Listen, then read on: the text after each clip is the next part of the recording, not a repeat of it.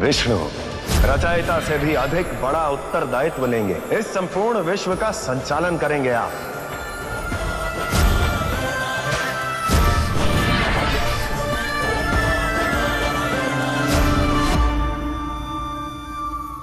श्री देवी लक्ष्मी कहीं लुप्त हो गई है महादेव। देवी लक्ष्मी, देवी लक्ष्मी, देवी लक्ष्मी। नारायण,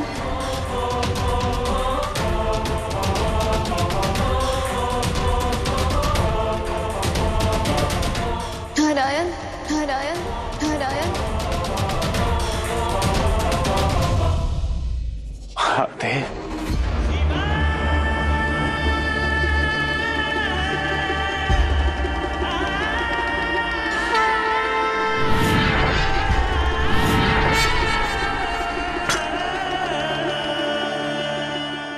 नारायण। हर हर हर शिव शंभो, हर हर हर शिव शंकरा।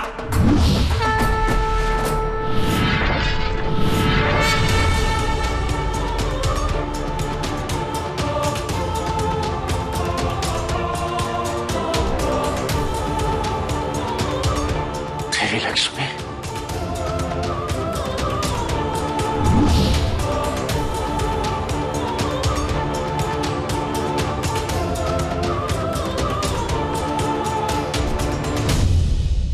भूल हो गई महादेव मुझसे,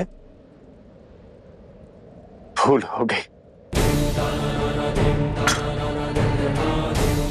भूल गया कि आप मेरे आराध्य हैं,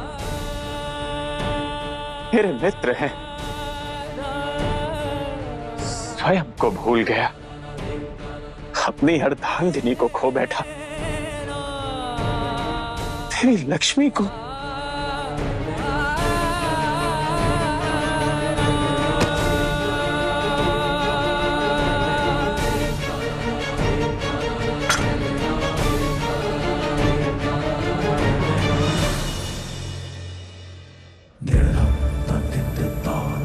उठिए नारायण,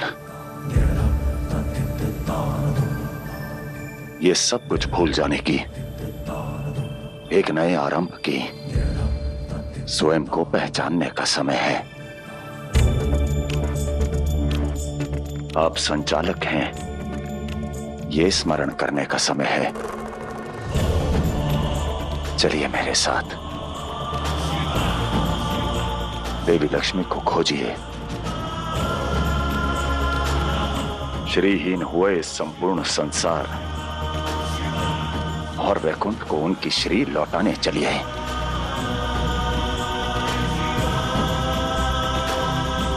चलिए।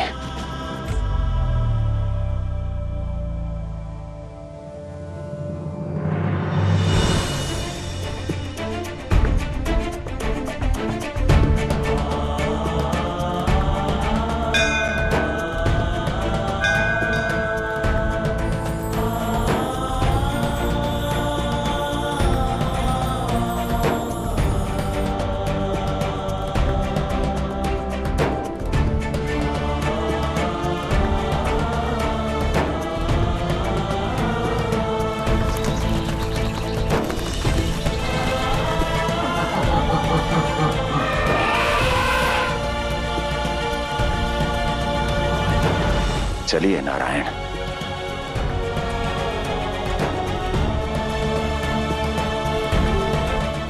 धन्यवाद महादेव। आज आपने केवल एक आराध्य की ही नहीं, एक मित्र होने का भी धर्म निभाया है। और अब मैं अपना कर्तव्य निभाऊंगा। देवी लक्ष्मी को पुनः वैकुंठ लेकर आऊंगा। मैं आपकी बहन देवी पार्वती को वचन देकर आया हूं, मैं नारायण को लेकर आऊंगा। चलिए।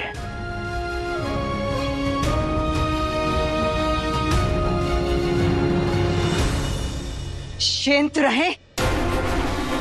अरे महादेव ने नारायण को पाताल से निकाल लिया, हमारा तंत्र तोड़ दिया और आप कह रहे हैं कि निश्चिंत रहे।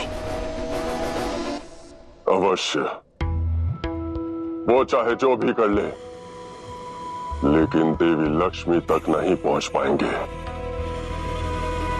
जो महादेव नारायण को पाताल लोक से बाहर निकाल रहा है, वो देवी लक्ष्मी तक कैसे नहीं पहुंच पाएंगे? कौन रोकेगा उन्हें? हमारा अगला दाव होगा, यदि उन्हें देवी लक्ष्मी का स्थान भी ज्ञात हो गया तो भी वो कुछ नहीं कर पाएंगे। अब उनका कोई रूप, कोई चाल, कोई अवतार देवी लक्ष्मी को मेरे रचाए माया जाल से मुक्त नहीं कर पाएगा।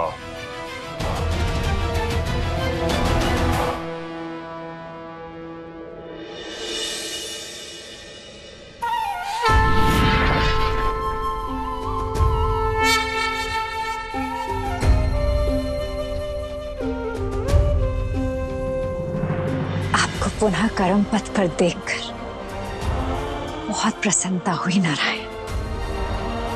मेरे आराध्य, मेरे मित्र के कारण मैं पुनः अपने कर्तव्य पथ पर लौट सका।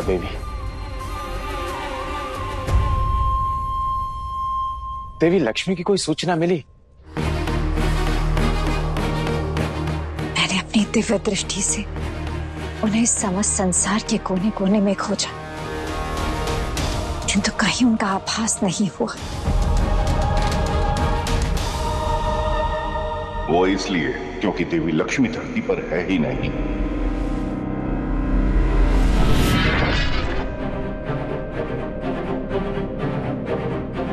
तो कहां है देवी लक्ष्मी? मैंने देवी लक्ष्मी की ऊर्जा का आभास उस स्थान पर किया है जो नरकासुर के आधिपत्य में है।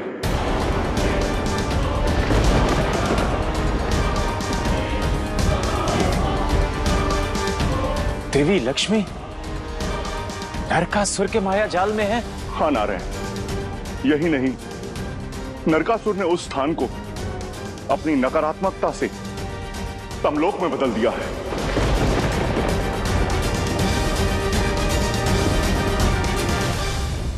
देवी लक्ष्मी ब्रह्मांड के चाहे जिस स्थान पर हो, चाहे जिस माया जाल में हो, चाहे जिस ऊर्जा से जकड़ी हो,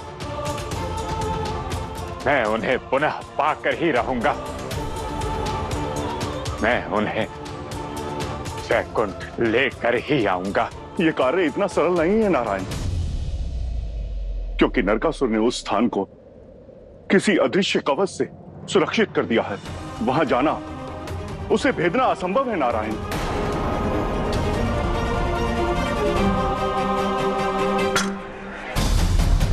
माता लक्ष्मी कहां विलुप्त हुई? कुछ पता लगा? नहीं इंद्रदेव, पूरा ब्रह्मांड खोज लिया, किंतु हम देवी लक्ष्मी को कहीं ढूंढ नहीं पाए।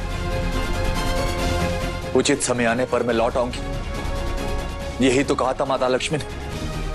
ना जाने ये उचित समय कब आएगा, हमें और कितनी प्रतीक्षा करनी होगी। आपकी प्रतीक्षा समाप्त हुई इंद्रदेव।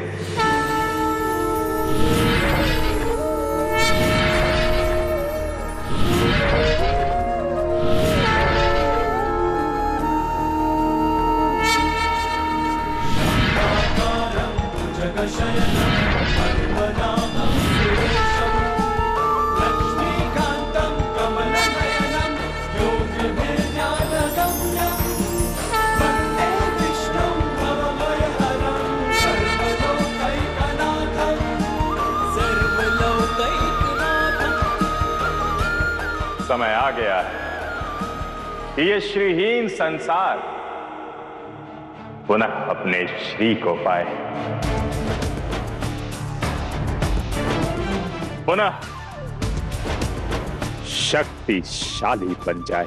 प्रभु, यदि ये सत्य है तो इसी क्षण हमें माता लक्ष्मी के पास ले चली। हाँ नारायण।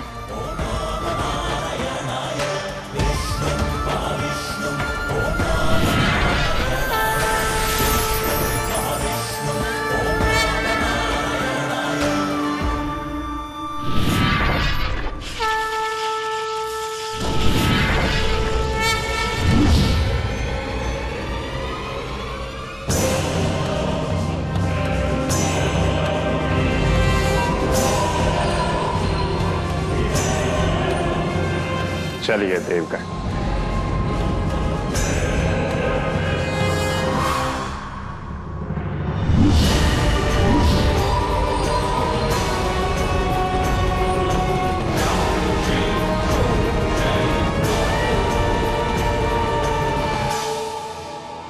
उत्तम, अति उत्तम। अब वो देव तुम पर पूर्ण विश्वास करने लगे हैं। एक बार वो देवी लक्ष्मी के पास पहुंच जाए और फिर हम अपना कवच पुनः सक्रिय कर देंगे और फिर ना वहां नारायण पहुंच पाएंगे और ना ही शिव शक्ति।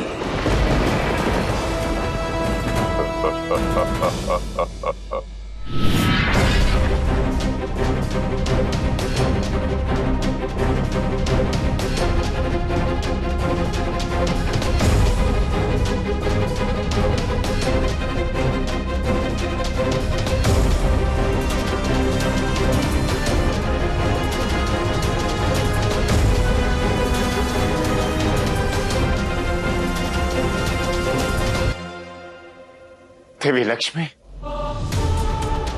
आपके नारायण यहां हैं। वो नरकासुर है। देवी यहां देखिए।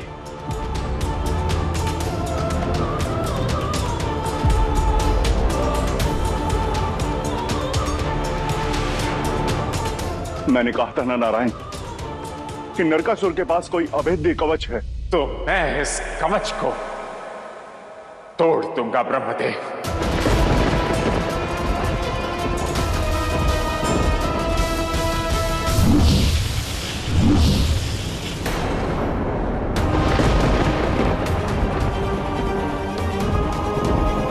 मैं नारायण की सहायता करूंगी इस कवच को भेदने में। नहीं देवी, हम ये नहीं कर सकते। क्यों शिव? क्योंकि हमारा कर्तव्य है त्रिदेव और त्रिदेवियों के मर्यादा का मान रखना। और ये कवच स्वयं देवी लक्ष्मी ने बनाया है। ये लक्ष्मी कवच मंत्र है। फिर हम देवी लक्ष्मी तक पहुंचेंगे कैसे? आप सभी मानते हैं कि मैं संसार का संचालक हूं।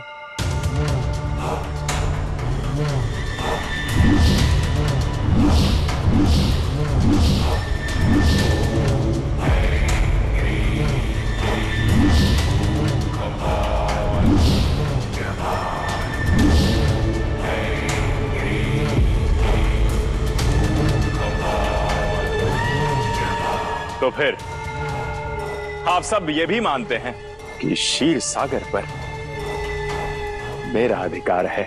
अवश्य। तो मंथन से निकली हर एक वस्तु मेरी हुई। देवी लक्ष्मी भी। जी नारायण। तो समुद्र मंथन से निकली हर एक वस्तु मेरे समक्ष प्रस्तुत की जाए।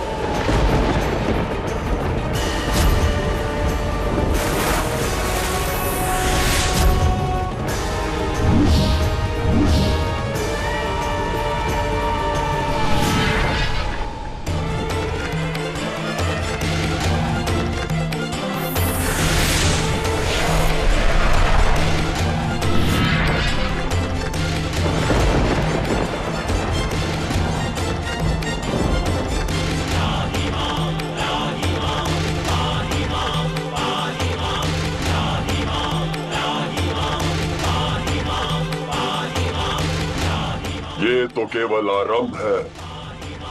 आगे आगे देखिए असुर माता, नरकासुर क्या क्या मांगता है। तो मंथन से निकला चंद्र, जो महादेव के शीश पर विराजमान होता है, उस पर भी तो मेरा ही अधिकार हुआ ना।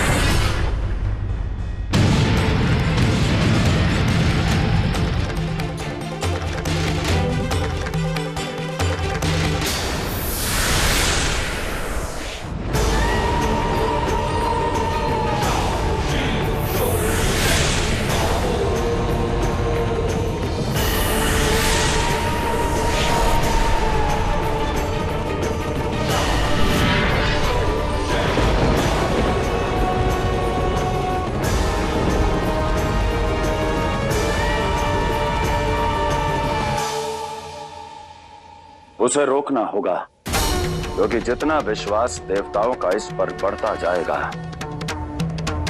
इसे बल की प्राप्ति होगी।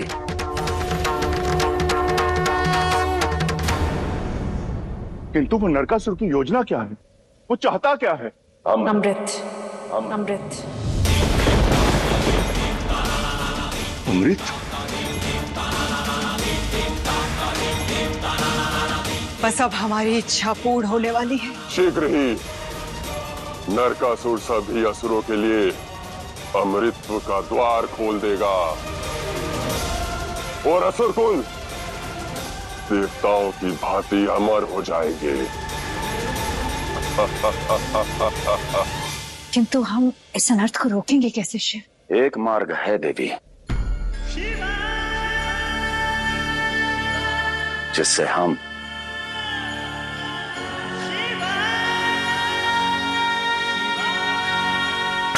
नहीं, आप उसे रोक सकती हैं। मैं? जिस कवच को कोई नहीं भेद सकता, उसे बिना भेदे उस नरकासुर के आतंक का अंत मैं कैसे कर सकती हूँ? उचित कहा आपने।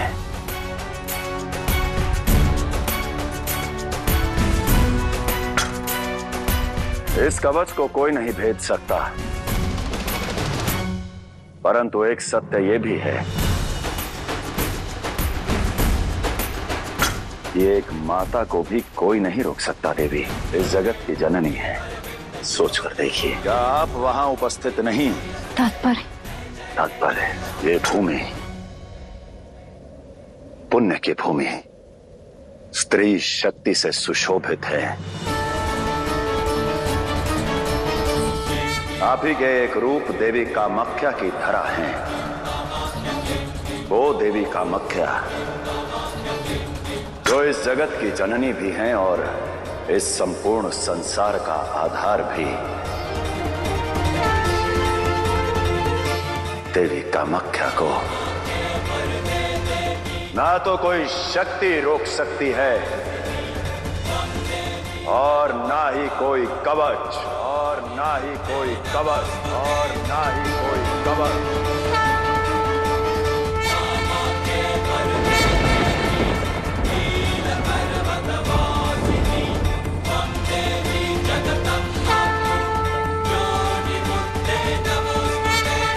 देवी आप ध्यान में लीन हो जाइए, देवी कामाख्या का आवाहन कीजिए। स्वयं की इच्छा शक्ति को जागृत कीजिए, क्योंकि इच्छा शक्ति से बड़ा बल और कुछ नहीं।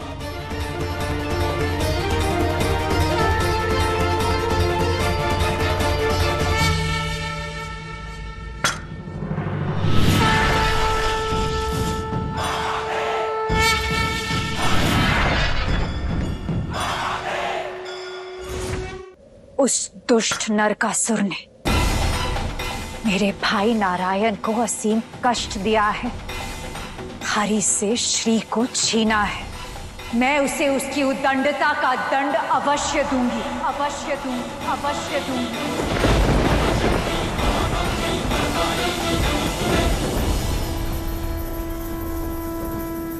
देवी, इससे पहले कि आप इस षड्यंत्र के अंत का प्रण लें, मुझे भी आपसे एक प्रण चाहिए। कैसा प्रण नारायण?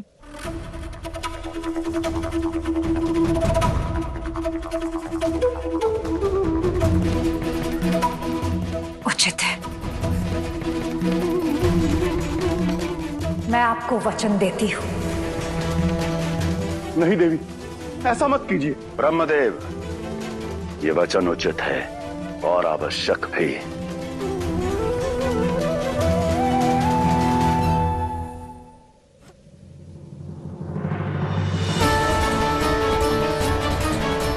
देवी कामाख्या, मैं आपका आवाहन करती हूँ, आवाहन करती हूँ, आवाहन करती हूँ।